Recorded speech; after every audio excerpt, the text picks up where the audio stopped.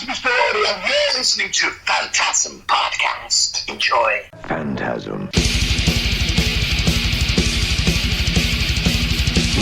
Maximum terror. That's your target audience, baby! Phantasm. And you know something? I sort of enjoyed it. Phantasm. Sell the metal! Sell the metal! Sell the metal! Sell the metal!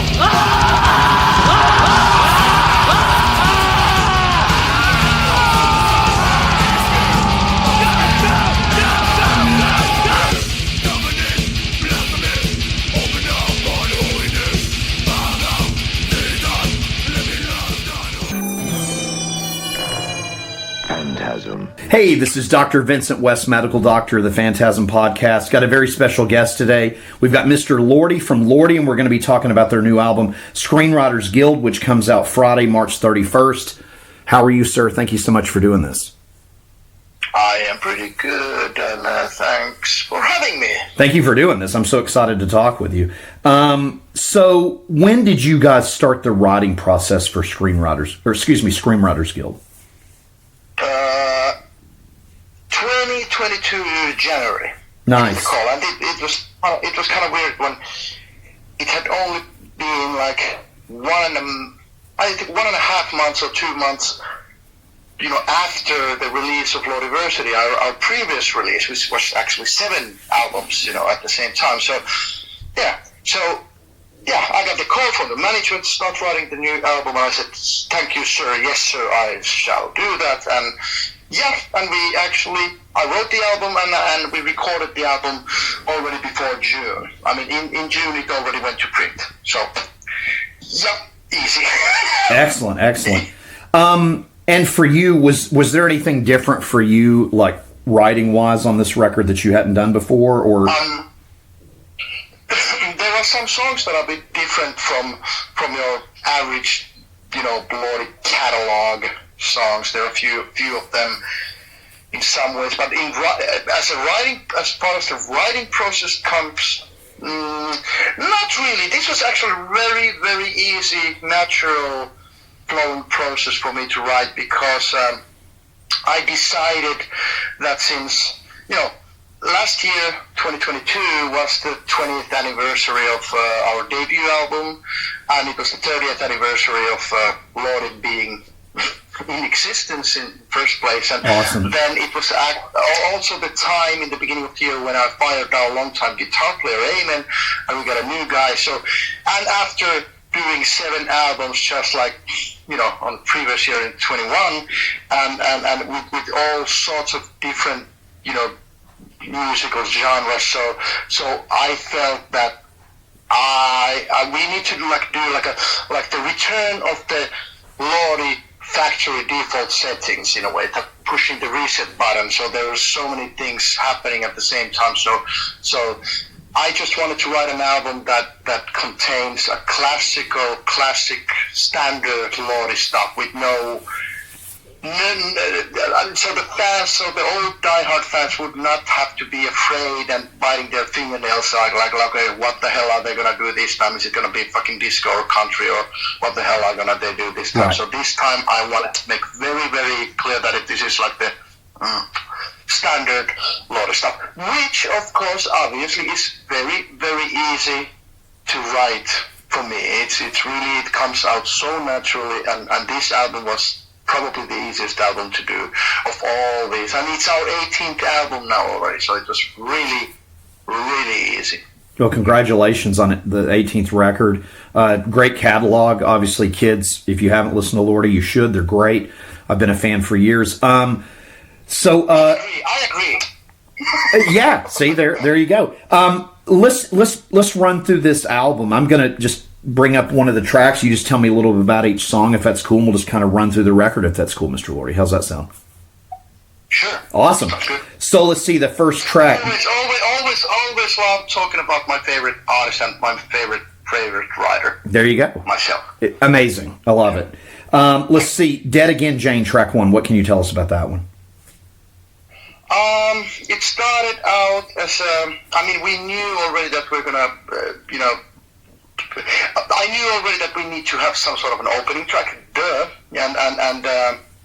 and I always ask the bandmates if they have ideas. So they usually send me riffs and bits and pieces of whatever ideas they have and stuff. So the starting point for this song came actually from our drummer Mana, and he sent this kind of a chord structure experimental jam version of Kiss's I've Had Enough Into the Fire, the opening track of great song of the Animalize record from 1984. So I think we're both huge Kiss fans, so it's like okay, this is interesting. So he kind of like followed those chords and was experimenting with those, and then I wrote the song around that, and yeah, it became one of my fucking favorites on the album. Actually, it's yeah. And on the lyrical side on that song, it has a weird fiction meets conspiracy theory meets reality kind of a storyline where obviously we're talking about Jane Mansfield, and there's this, I don't know, people, if you don't know, go check it out. It's funny because this woman in the, I think it was like 40s or 50s when she died. Yep. She was like the Marilyn Monroe Marilyn Monroe doppelganger in a way, or wannabe or whatever. Right. She didn't really quite make as big as she did as Marilyn Monroe did, but she tried. She tried her best, and she was really copycatting. And Marilyn Monroe was kind of like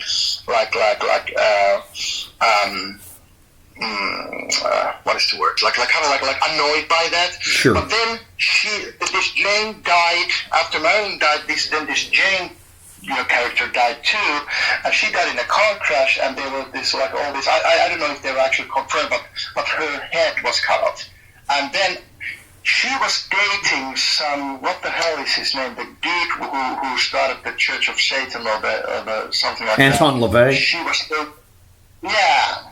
At the time, and so there are a lot of these conspiracy theories that her head was stolen, and because she, he had put a curse on her, so that's why she got, decapitated and all that shit. So our take on this issue is that there's a fan of Jane Mansfield who's in love with Jane and just goes and digs up the fucking head and the corpse and puts it up together, and for some reason, for some magical reason, he has the power of reanimating, the dead. So it's just like, a casual thing for him in this story. So you just have to accept a lot of things in Lordi world. So he keeps, reanimating Jane Mansfield the whole time, but she keeps dying because of the curse that her ex has laid on her. So that's like a typical day in the Lordi world. It's great. I love it. It's like Dr. Herbert West got a hold of James Mansfield's body. Right. Funny thing that you mentioned him, because I wanted to write a song about Reanimator. Like inspired by that, and I really couldn't find a song where I could fit it. But then this whole Jane thing came about, and so actually I included the whole Reanimator thing into this song. Yeah, it's amazing. It's a great way to kick the record off. Love it. It's amazing. Let's see, and then track 2, SCG. I'm really bad at Roman numerals. 10, 18. Oh, the 18th album. And then Nosferatu Horror Show. Nosferatu. Ralph Ruiz, actually an American guy who's been a great friend of ours, for, I don't know, since the Asbest days, 2006 or 2007, something like that. And he's like a guy who used to be our pyro guy in the beginning, and then later on he became, our voice actor, and he's been our prop master on some tours. Excellent. He's done a lot of shit. So on Lordi albums in the past, I don't know, past 10 albums or something, we have always Ruiz character there somehow, and he's been Captain Ruiz on on the album called Scarecrow Swan, and he's been a father with some sexorcism. So he's and this time, since it's like a classic monsters, classic horror film kind of themed cinematic album, now he's Nosparuiz this time, like an imaginary cable horror TV show host. Incredible. Yeah, so he's introducing the album this time, and he's actually going to be in the video, in the music video that we just shot, and I'm actually at the moment as we speak, I'm editing the video right now. Should come out in 2 weeks, and he's also in that. He flew to Finland, and so we filmed that. So incredible. Yeah, so that is not this is one of those songs that are not really a song. We always like to add these little radio theater bits, as I like to call them, these cinematic little radio airplays in between the songs, just to give more atmosphere. And many people ask us, why do you keep adding those tracks there that are not actually songs? And for me, it starts from Kiss Destroyer, which is like the life-changing record for me. Without that album, we wouldn't be talking right now, for example. Right. We wouldn't be Lordi, probably. So on that album, there are these few of these little radio theater plays, as I call them. Like in the beginning of Detroit Rock City, and only that small in the beginning of Sweet Pain, when Gene is saying, those little things are really adding so much atmospheric stuff and another level to any album. So that's why we keep doing those.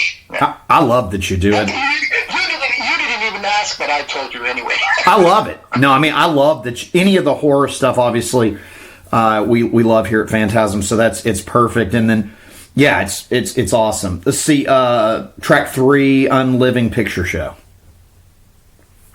Well, what can I say? Very, very standard Lordi track musically, very, very classic sounding Lordi, melodic, hooky, gets under your feet and makes your head nod. I hope it does. Lyrically, it kind of like ties up together all the rest of the songs on the album, because it kind of like gives you this story where the monsters was jumping out from the silver screen. There are people. There's like this young couple who's going to the drive-in theater to watch a horror film, and okay, he wants to get into her pants, obviously, and right. Wants to hear her scream by the end of the night. That will happen, but it happens in a different way, because the monsters come out from the screen, and that theater happens to be located next to an old ancient graveyard, where the mist is rising, and I love it. Another typical day in the world of Lordi, so incredible. Love it. Love the theme. Amazing. Incredible. Let's see, track 4, in Humanoid. In Humanoid, it is a song that was co-written by our new guitar player, Kone, which is actually machine in Finnish. Kone means machine. Nice. And he's a new guy, and he brought in some riffs, and so it's a co-write with him. In Humanoid, it's a song that it's kind of like his character song now. Oh, cool. I don't know if you're going to play that live or not, but I usually try to make a song for each character at some point in their career in Lordi, and usually the sooner the better. Like, for example, our keyboard player Hera, even though she's been in the band for 11 years or 12 years, I mean, who counts? But she has a song, Schizo Doll, on the first album that she's on, and now in Humanoid is like a signature track now, and let's see if we're going to play that. But in that song, I wanted to have this kind of a feeling that this old sci-fi horror movies where there's like 40s, 50s, when the the War of the Worlds and kind of like that stuff, when absolutely when the UFOs are coming and then the aliens are invading Earth, and all that stuff, and I'm really proud of few work play on words on this lyric. There's like the Godzilla droid, and I didn't use Dracula droid because that could have been cool too. Right. It just didn't fit there. But because I love the wordplay, so Godzilla droid is one of my proudest moments on this album. Incredible. Like, what the hell is a Godzilla droid? Well, everybody can, you have a clear picture in your mind. What the hell is a Godzilla droid? Something very cool from Mr. Lordi. In Humanoid, also. In Humanoid is also something that, yeah. Very cool. Let's see, track 5, Thing in the Cage. Thing in the Cage, it's a song that I usually write the lyrics with my lyric writer, my vocal coach, Tracy Lipp. And Tracy had just watched the movie Nightmare Alley, and so he had this idea about these old vintage sideshows and freak shows. I mean, nice. those old, and he had this idea, and he started writing and playing around with the inspired by that thing, and yeah, I was like, yeah, let's do it. We haven't done that in any of the lyrics before, and so we did that. Musically, this song almost didn't make it to the album because I thought it's a little bit too disco. It's really, I mean, if you listen to the song and if you would arrange the guitars differently, and if you would just do a different production and reduce a lot of distortion on the guitars, for example, it's a fucking disco song. Right. It's a pure-blooded disco song, what it is. And we even left the bass line to go in a disco, octave mode there. And I was like really thinking about that should we actually use another song on the album and leave this out. But I'm kind of glad that I was like spoken out of that madness and we left it there. So.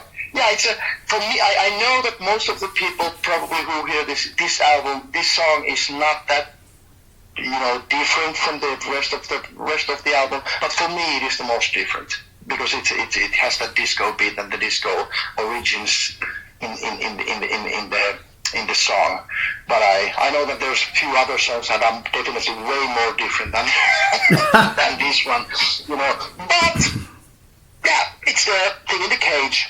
It's okay. I mean, I gotta say. I love all my songs as they were my fucking children.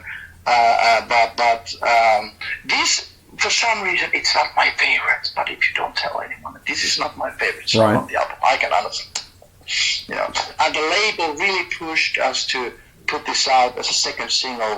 We had a lyric video of this, and I was like, really? Really? And they were, yeah. But I was like, that is so disco. Should we do another song? No. Exactly because of that, it's like disco. And it's like, okay, then let's do it. Well, at least it seems that the diehard Lordi fans, seem to like it. So, yeah, why not? Hey, it's fun. It doesn't hurt. Yeah, it's fun. It's a fun track. Let's see, track 6, Vampiro Fan Club. Yeah, well, it's a pure hair metal song. I had like an idea of there's 2 vampire songs on this album, and these are probably the one of the few vampire songs on the whole Lordi catalog, and there's 200 songs or something. And at the same time, there's probably 150 songs about zombies or the undead or whatever, sure. Because I love them. I've never been a fan of vampires per se, and now this song was inspired by the Lost Boys and some of those old, like 80s like vampire movies. And a little bit of Dracula as well, of course, but it just it's actually a song about our fans in a way. Okay. On another level. So it's a fun song. I dig it. Well, then again, I dig all of my songs. I mean, really. Hey. but it's a song about like a community or people who feel alike and get together, and they happen to be vampires, I guess. I love it. And if it's Lost Boys, that's fun. So that's cool. The Lost Boys thing. Yeah, it's awesome. Let's see, track 7. Many times the inspiration where if I'm saying that this song was inspired that or this, it doesn't necessarily. You don't really anymore. You don't get the essence, or you don't get that. Not necessarily. You don't really get that inspiration anymore from that. But that's where it started from. And for me as a writer, it's always there. It's always there in the background, even though it wouldn't be not that much anymore in the lyric or anything. But sure. As a feel, it's still there. It's funny because when we talked about some other songs with the label guys, or was it like some crew guys, and they were like, really? Is this inspired by that? But where? How? I was like, oh, well, yeah, it's in my head, but. Yeah, you channeled, you got some summoning from the Lost Boy, just an inspiration, and then you turned it into your own spin. Yeah. Right. Incredible. Let's see, track 7, The Bride. The Bride. This is a clear inspiration there. It's Frankenstein monster singing to his bride.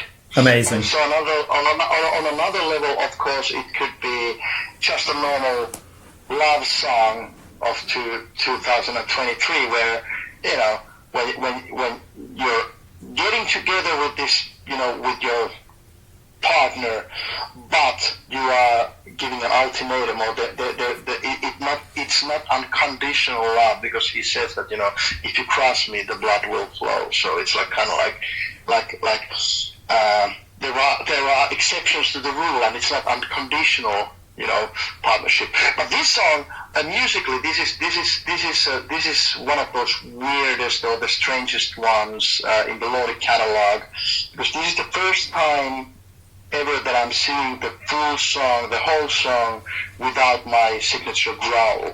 I'm using my clean singing voice the whole time. Nice. And I played it to one of my oldest friends, and I played with him in the same bands in the 80s and stuff like that, and he knows me as well as he would know his balls. He knows me. But still, he was like, you got the new guitar player singing the lead for this. I was like, no, what the fuck, dude? What?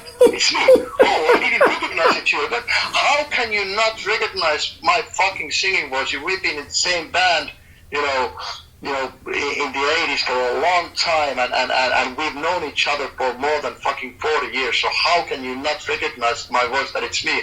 Oh, but it's so different. Yeah, well, it's different because I'm. But I'm very curious to see how the fans will react to this one, because it's so different, because you don't really hear the Lordi sound there, the Lordi vocals. Right. Yeah. Let's see, track 8, Lucifer Primeval. Lucifer Primeval. That is another song that I actually started writing that because, once again, our new guitar player Kone, he had this cool long solo part. It was like a separate thing that he had, like with a lot of chord changes and a lot of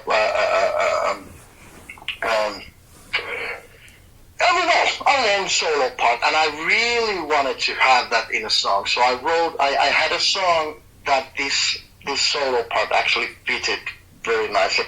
And if you're into Alice Cooper, and if you're into 80s Alice Cooper, I will proudly admit that this song is inspired musically by Alice Cooper, Roses and White Lace, from the album Nice. Raise Your Fist and Yell. Raise Your Fist and Yell. It was one of my favorite albums, from Alice all time, and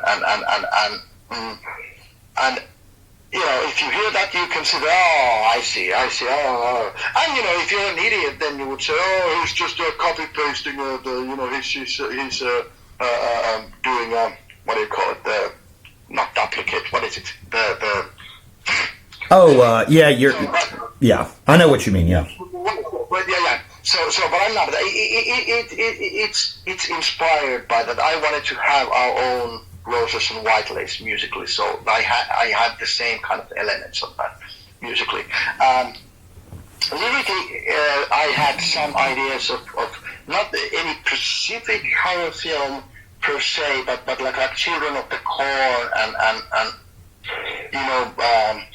movies with kids, or maybe Omen and stuff like that. Oh, yeah. Where the child is the evil, and in the olden days, somewhere in the almost like medieval concept. Village of the Damned, little.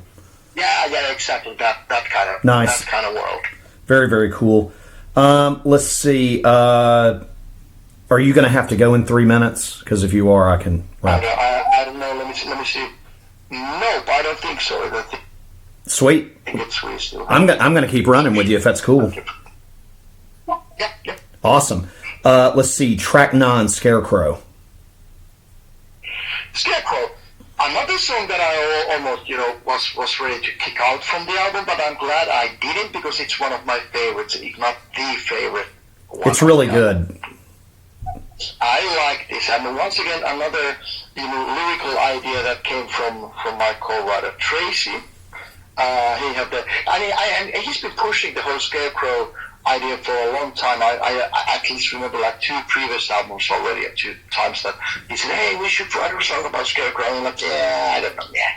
But now this time it actually fits, and it's cool. So it's I can say that this idea for the song is totally Tracy's idea, the whole Scarecrow, and I like it. I mean, I like the song both lyrically and musically. I dig it so soft and it's so mellow, but somehow it has that weird feeling. To me, it's almost like Ramones, like Pet Sematary kind of song. It has the same. Oh yeah. It's very soft, very hooky, very nice sounding, but still there's something eerie and there's something sinister in that. When you have the contrast of being very nice sounding, I think the band Ghost is doing that quite a lot, that they are having the most beautiful melodies and something that sounds very poppy and very innocent, but when the lyrical content is quite satanic, right? At best, depending on the angle you're looking sure. at. But I think that's why this song really, I love this song. I think it's my favorite on the album. Excellent. And another special thing for me, and I know that for the old diehard Lordi fans, it's something special because our first, well, not the first, but our second bass player, Magnum, who was played on the album Gets Heavy, and he's on the original Virtual of a Monster Man music video, and after he got fired, so because we've been in contact the whole time and we're good friends, so he happened to pop into the studio while we were doing, the backing vocals. And I said, dude, now you cannot escape. Now you will have to come to the booth with me and sing the backing vocals. Nice. And he did, and I finally made it. So he's singing on this album, on this track, and on another track also, The Vengeance he's singing on. So it's kind of like, for me, it's like a circle closing in a way, in a very cool way to me personally.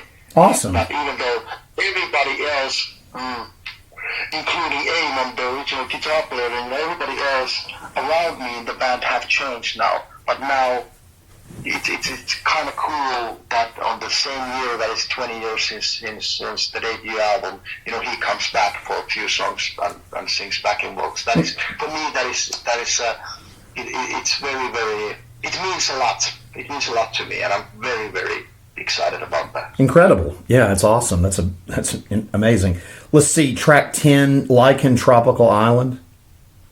Yeah, well, obviously song about werewolves. Sure. Also a topic that I tried not to touch with a long stick before, but because it's like, for some reason, werewolves are, there are good werewolf movies, for example. For example, The Wolf, Jack Nicholson, it was a good one, and American Werewolf in London, it's a good one. Of course. But then again, but if you think about these werewolf movies in general,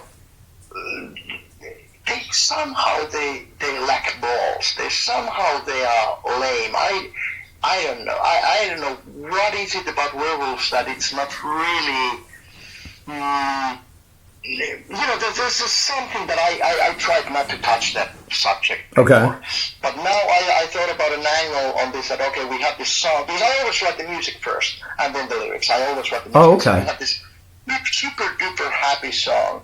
It was like, okay, very, very major key chorus and very poppy. And our keyboard player Hilla, when she heard the chorus first time, she said that this sounds like My Little Pony, theme song or something. Like, okay. And she didn't like it. She was like, oh, this is too poppy, too happy. But then I thought about, okay, let's have a werewolf song where there's this werewolf. And I think what is fascinating about werewolves to me, the way I see it, that they cannot help it. I mean, they are not werewolves by choice. They are because they just are what they are. Yep. And they are not necessarily evil per se. They are like wolves. They are animals. They are predators. They need to eat and blah blah blah. They need to do what nature or whatever evil entity made them do. So they need to do that purpose. They need to serve that purpose. So in this song, I'm thinking about that. There's this werewolf guy who hears about this island where all these werewolves kind of live together, and nobody giving them a hard time once a month when there's full moon and shit. So he wants to go there, but of course for some reason he gets angry at the airport and at the security they shoot him down. they shoot him down at the with the silver bullet.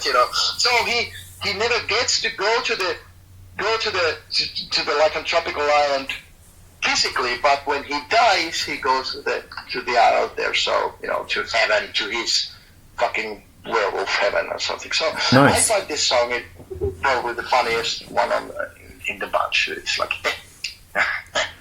I'm with you on the werewolf thing. Like, this is going to sound really weird. My favorite werewolf movie is Howling 2.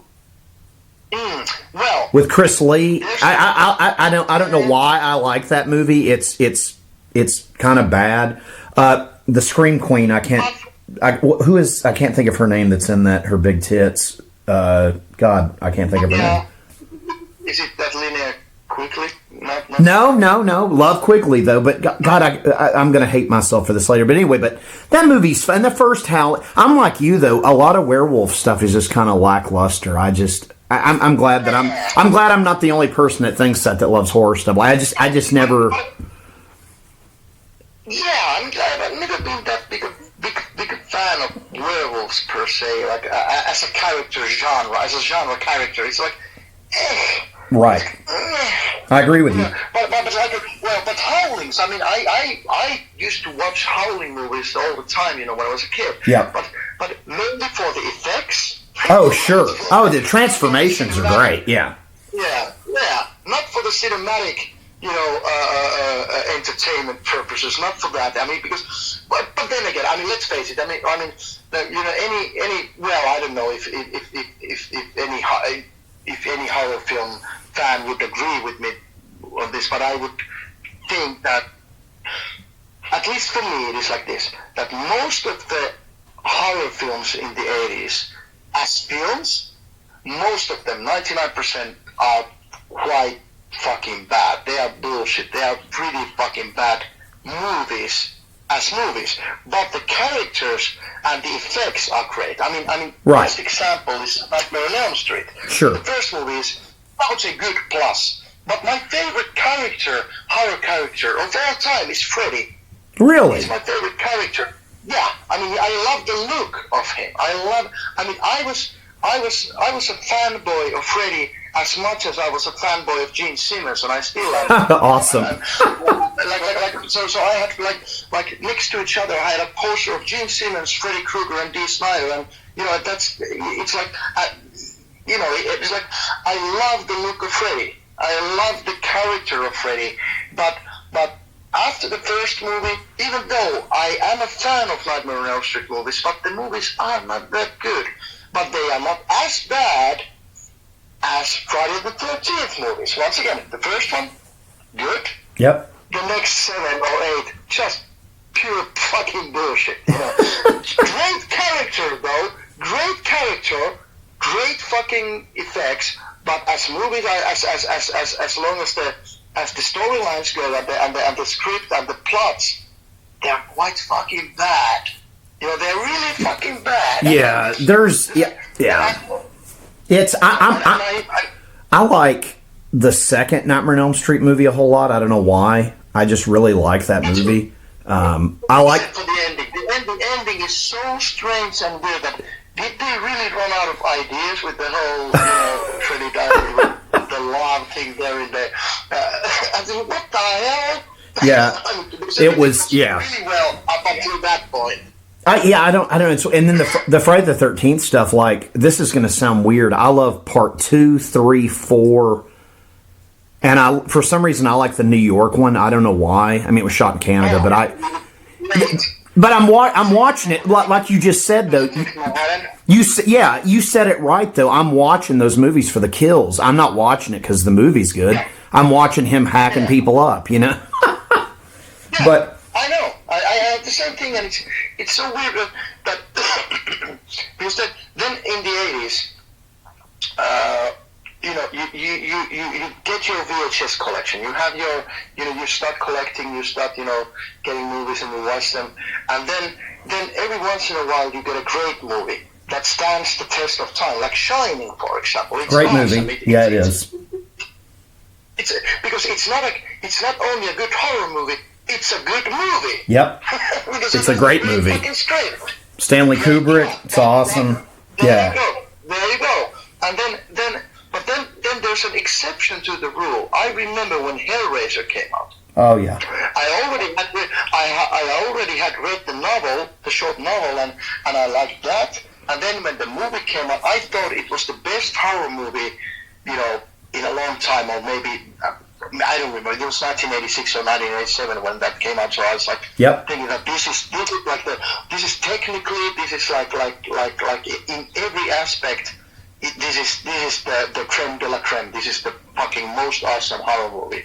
But then, as time goes by, and it came on DVD, like I don't know, like 15 years later. But this was probably like already like in the end of 90s or something. And I bought the box set, the puzzle box. Oh, nice! The Blu-ray, the Arrow one. Yeah, and I watched it, and that was a mistake. Because, oh my God, how the teeth of time have bitten into the poor Hellraiser movie. Because it is so bad that I was like, and I haven't watched it ever since, because I don't want to ruin it more. Because I still remember the nostalgic feeling what I got in 1987, 88, something like that. And then, yep. A few decades, and oh my God, how bad it is. I mean, it's not good in any of the aspects. It's just bad movie. It's badly done. Everything is bad except for the characters. Once again, oh sure, they look awesome, but they don't. But the Cannibals, they don't even do anything in the first movie. They don't do anything. We have such sights to show you, and that's it. They're just standing there, and Shadow is just shutting his teeth, and that's it. When I met, show up and walk slow, right, and menacing way, and they just nothing happens. I met Doug Bradley about 10 years ago, and his favorite movie's the third one, which I love. And I know it's like a bad movie, but you had Armored Saint playing in the club, and all the. Right. He loves that movie, and it was funny when I told him, and I was serious. I was like, I love that one too. He didn't even charge me for my autograph or anything. We sat there and talked about Hellraiser 3 for like an hour. It was, but is that the one, or one of the latest ones where the fucking CD, man? You got it. Is that? Oh fucking hell! But here's what's funny about that. I remember. I was a subscriber of Fangoria magazine. Absolutely, same here. And when Fangoria came, I was like, new Hellraiser movie coming out. And the picture was like, what is that? Okay, yeah, it was interesting. CD, man? Really? A fucking CD, man? So that was like, oh my God, no! No, why? Again, well, what is next? Toaster man and it's a garden hose man, tire man. The funny part. Cigarette lighter man. It's like, come on. I think it was just the almost like a character from Masters of the Universe. That's a great description of it. And like I said, it's a guilty pleasure, but I think I was watching it more for Pinhead. I mean, Pinhead killing people in it because he's walking around killing people in it. So, terrible movie, but, the funniest one I thought you were going to mention was the camera guy that gets killed, and then he's a Cenobite, and he's... Yeah, and his eyeballs move. He's just like, it's time for your close-up, Joey. That is such a Freddy Krueger-ish one-liner there. But it just proves my point. I rest my case because, like in the 80s, I'm sure this was probably in the early 90s already, the Hellraiser 3. Yeah, that one was 92, yeah. 92, 93, something like that, yeah. Yeah. But it's funny to see that this weird one-liner comedy, sneaked into horror.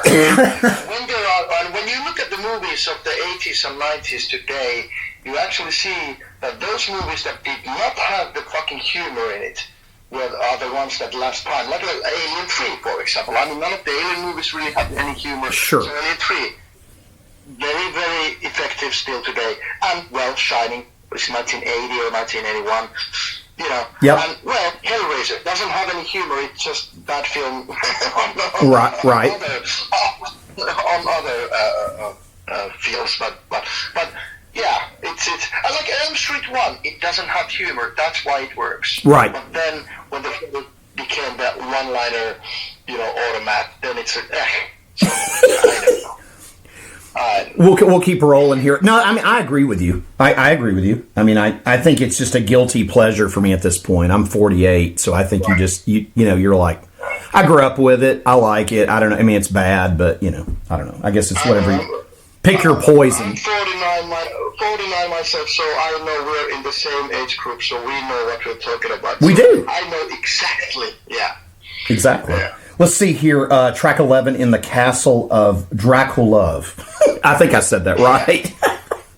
Yeah, I mean, well, it's Dracula, but it's Dracula. I like the play on words. I love it. Like on every Lordi album, the title is some sort of play on words. Sometimes more clever than the other. Sometimes they suck. And I love the titles. I don't know why, but I like to play with words, and of course it could have been In the Castle of Dracula, but that's kind of lame. So of course it's a Lordi song, so it's Dracula. But it's like, I know it's very infantile in a way, but it works for the theme. It works for the album. Right. It works for them. So with the vampire stuff is not normally a thing you're into. It's kind of like werewolves, right? The vampire, yeah. Yeah, but this and the inspiration for this song is weird. It is the Bram Stoker's Dracula by Francis Ford Coppola. It's this one, but not the movie per se. The pinball machine, because I'm also a pinball machine collector. Really? And I'm a topic collector, so I collect pinball machines topic wise. What I like. I mean, if you would show me the greatest pinball machine of all time, but if the topic doesn't interest me, I'm not interested. But if it's a bad game, but I like the topic, then I have to have it. So Dracula, Bram Stoker's Dracula is one of those. I mean, it's a great game actually, but also. But I was so excited because I got that game at the same time when I was writing the songs, so I actually was inspired by the fucking pinball machine game. It's a great pinball machine game. I haven't played it in years, but that's a great game. It is, and it has that misty ball thingy feature, which is really fucking cool. And many of these. Oh, sorry, now I'm talking about pinball machines, but it's like cool. Like many of these like horror themed pinball machines from the 90s, they have like this unique. Actions on them. Like Dracula has that mist ball that I call it ghost ball, where the ball is like levitating like on its own through the play field. And Freddy Nightmare on Elm Street game has that claw shade in the middle. Which is the only pinball machine that has that. So there's Freddy's knives hitting the ball from the middle of the flippers. If that you usually cannot save by any other game in any in any way. You cannot, if the ball goes in the middle, it goes in the middle. But with Freddy game, you can, smash it with the Freddy glove in the beginning, in the middle. But anyway, that's enough of pinball.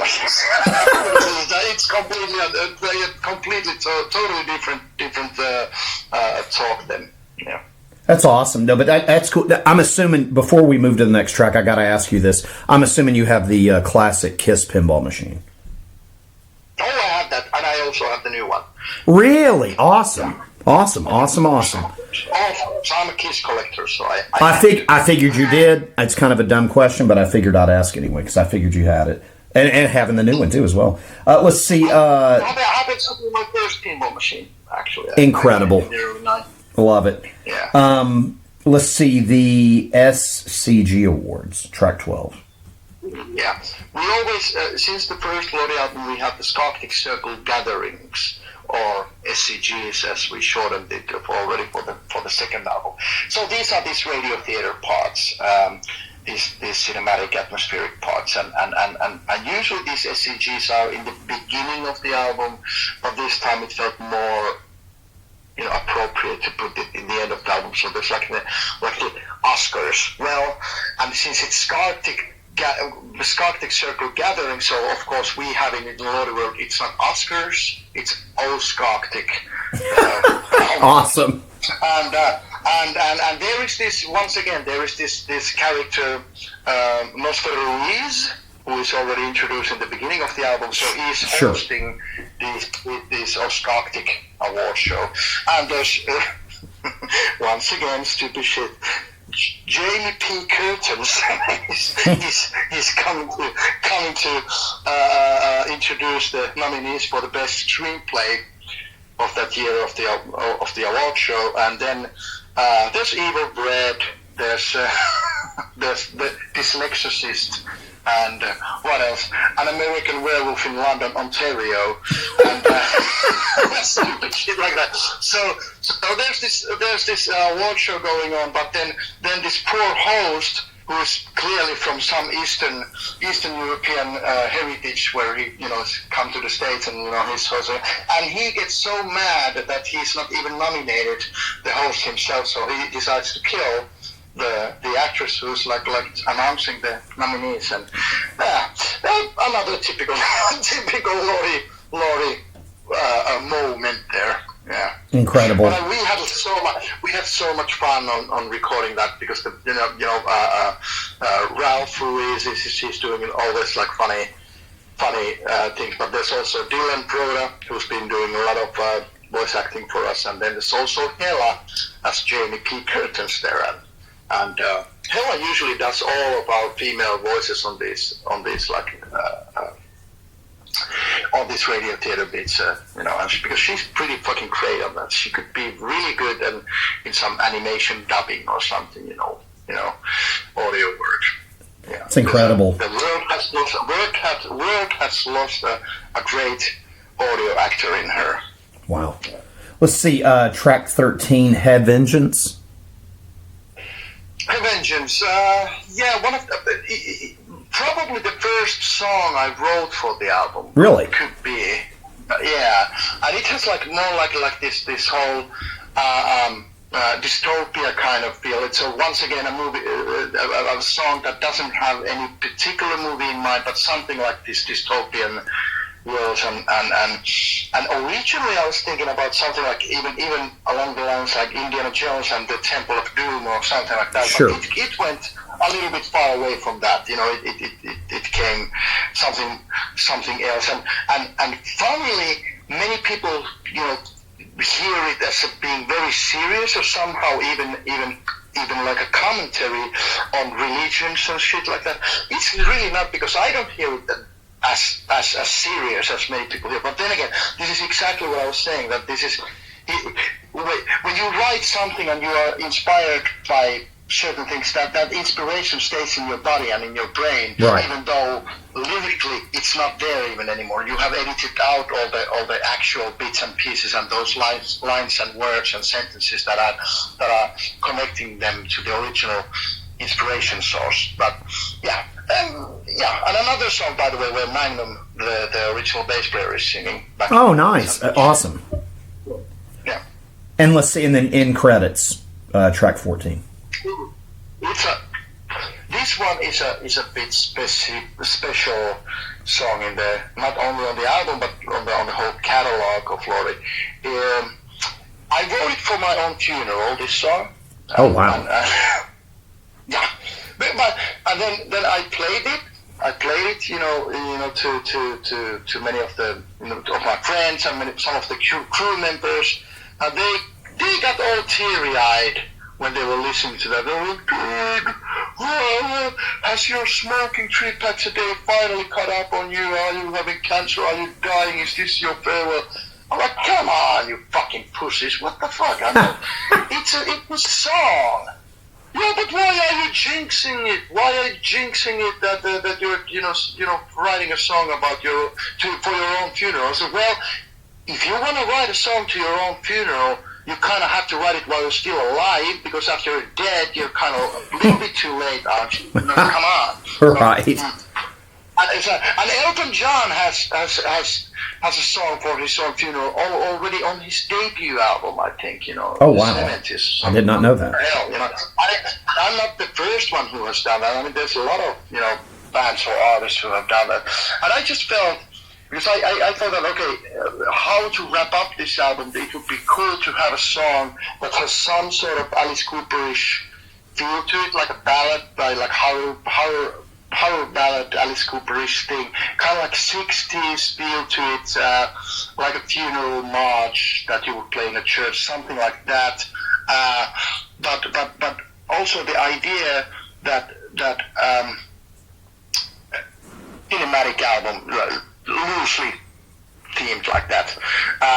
The end credits, of course, you have to have the ending and end credits for the whole album. Of course. And then I was thinking that when you say, when there is this saying that when you die, your whole life flashes before your eyes like a film strip. So I thought that, okay, what would be the film strip before my eyes if I would die right now? So of course, a lot of memories from my childhood, and those are that would be the film strip that I would see if I would die right now. Those memories. So. It's a personal song because it doesn't. I'm not writing as a point of view as a monster like Mr. Lordi. I'm writing it as a civil person, like myself. Right. And it's an actual like a diary of my life. And the reason why I started writing this song, the lyric for this is because we just released an autobiography book called Lord Diary last week. Really? I think it's September or something. It's an 800-plus page book. The story of Lordi and myself on the site also, as told by me and all the past and present Lordi members, So, but mainly it's me, who's talking there. So after that, having gone through all my life and everything, so it was like really in a clear, vivid memory, that whole process of writing the book. So it was like, well, it could actually work also as a song, and doesn't. And it makes me giggle and chuckle and when I hear how sad and how serious this song is, because I am not a serious or sad person at all. Right. But it sounds very ominous and very, very final. So I'm curious to see how the fans will react to that. But I'm sure that there are a lot of these gothic girls, dressed all in vinyl and having their mascara, teared out on their cheeks because, because they know, oh my God, no, they're quitting because he's dying. No, not yet. Still smoking, but not dying. It's just a song, for fuck's sakes. That's the whole thing.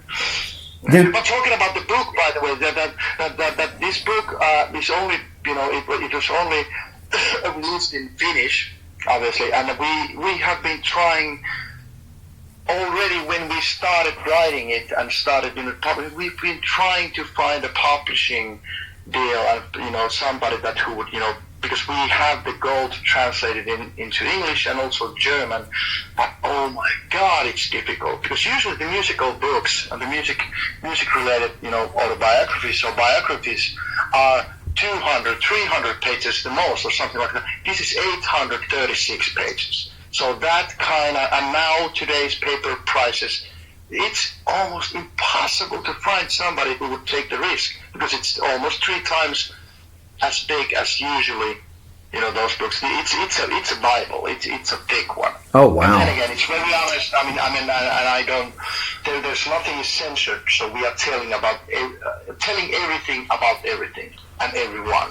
How it is. Well, hopefully you get it. I would love to read that. I'm a big reader. I'm a big comic book collector, so I would love to get my hands on learning more about you guys, especially your past, just everything, especially y'all, it's a tell-all kind of thing. It sounds amazing. Well, hopefully you find someone to get it translated, get it out in Germany and stuff.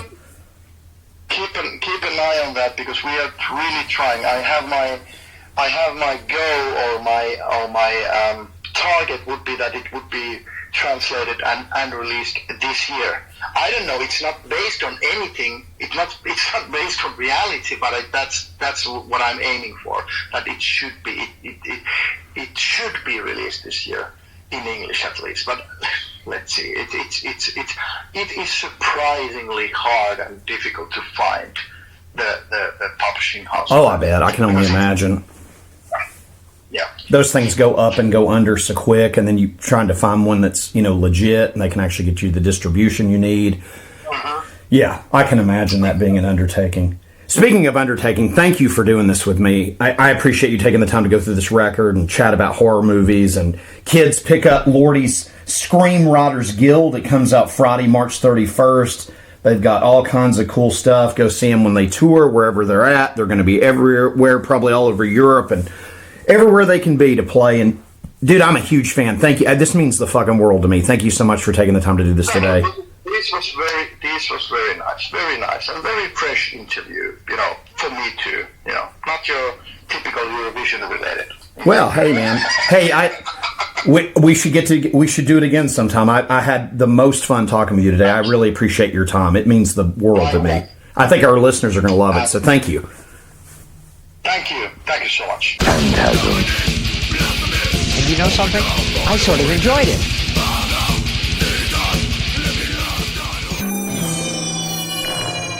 Phantasm.